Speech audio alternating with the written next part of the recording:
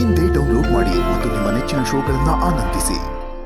ತನ್ನ ಗೆಳತಿ ತಾಳಿ ಕೀಳಬಾರ್ದು, ಅವಳ ಜೀವಕ್ಕೆ ಅಪಾಯ ಆಗಬಾರ್ದು ಅಂತ ಈ ದೇವಿ ಆ ಮಂಗಳಮ್ಮನಿಗೆ ಆ ಊರಿನ ಜನಕ್ಕೋಸ್ಕರ ತ್ಯಾಗ ಮಾಡಿದ್ಲು.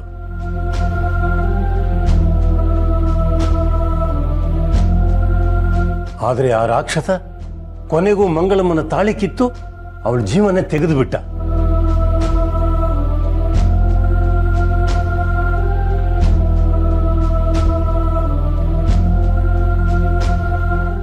ಜೀವದ ಗೆಳತಿ ಸತ್ತಾಗ್ಲು ಗೆಳತಿ ಮುಖ ನೋಡಕ್ಕೂ ನೀನ್ ಬರಬಾರ್ದು ಅಂತ ಆ ಪಾಪಿನ ಪುಟ್ಟಕ್ಕನ್ಗೆ ತಾಕೀತ್ ಮಾಡ್ದ.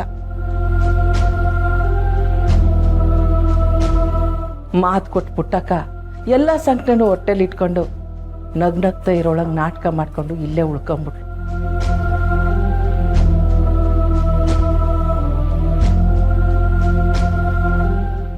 ನೀನ್ ಕೊಟ್ಟು ಮಾತನ್ನೇ ನೆಪ ಮಾಡ್ಕೊಂಡು ಈಟ್ ವರ್ಷ ನಿನ್ನ ಈಟೊಂದೆಲ್ಲ ಆಟಾಡ್ಸ್ಬಿಟ್ಟವನಲ್ಲ ಪುಟ್ಟಕ್ಕ. ಇದನ್ನೆಲ್ಲ ಕೇಳ್ತಿದ್ರೇನೆ ನನ್ ರಕ್ತ ಕುದಿತೈತೆ. ಒಂದು ಜೀವ ಅಂತೂ ಮಣ್ಣಾಗೋಯ್ತು. ಉಳಿದ ಜೀವಗಳಾದ್ರೂ ಜೀವಂತವಾಗಿರ್ಬೇಕಲ್ವೇ? ಮಾತ್ಗಿಂತಲೂ ಮೌನ ದೊಡ್ಡದು ಅಮ್ಮವ್ರೆ. ಅದಕ್ಕೆ ಆ ಊರಿನ ವಿಚಾರದಕ್ಕೆ ನಾನು ಮೌನವಾಗಿದ್ಬಿಟ್ಟೆ.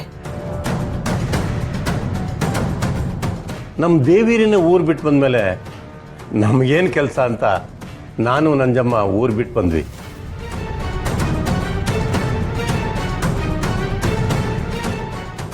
ಎಲ್ಲ ಆಸ್ತಿ ಸಿಕ್ಕಿದ್ರು ಆ ವೀರಾಹುಲಿ ಹಸು ಆಗಲೇ ಇಲ್ಲ, ಕಿತ್ತು ತಿನ್ನೋ ವ್ಯಾಘ್ರ ಆಗಿದ್ದಾನೆ.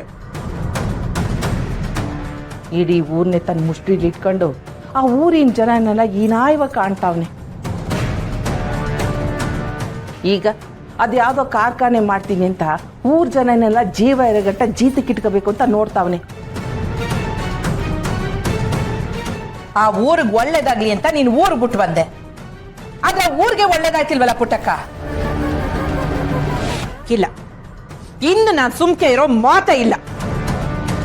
ಅಮ್ಮೋರೆ, ಹೌದು ಪುಟ್ಟಕ್ಕ, ಕೆಟ್ಟದು ಅಳಿಬೇಕು ಒಳ್ಳೇದು ಉಳಿಬೇಕು ಅಂದ್ರೆ ಆ ಊರು ದೇವಿ ಜಾತ್ರೆನಾಗೆ ದೇವಿರಿನೇ ಗುಡಿನಾಗೆ ದೀಪ ಹಚ್ಬೇಕು. ಹೊಸ ಸಂವತ್ಸರ ಸೃಷ್ಟಿ ಆಗ್ಬೇಕು.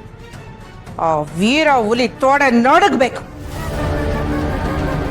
ಇನ್ಮ್ಯಾಕಾದ್ರೂ ನೀನು ಅವ್ರ ಜೊತೆ ಇರ್ತೀಯ ಅನ್ನೋ ಭರವಸೆ ಆ ಊರಿನ ಜನಕ್ಕೆಲ್ಲ ಸಿಗ್ಬೇಕು.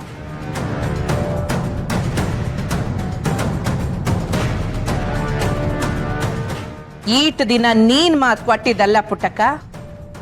ಇನ್ ಮುಂದಕ್ಕೆ ನನ್ನ ಗೆಳತಿಗೆ ಎಲ್ಲ ಒಳ್ಳೇದೇ ಆಗ್ತೈತೆ, ನನ್ನ ಗೆಳತಿ ತವ್ರ ಮನೆ ಅವಳಿಗೆ ಸಿಕ್ಕೇ ಸಿಗ್ತೈತೆ ಅಂತ ನಾನು ಮಾತು ಕೊಡ್ತೀನಿ.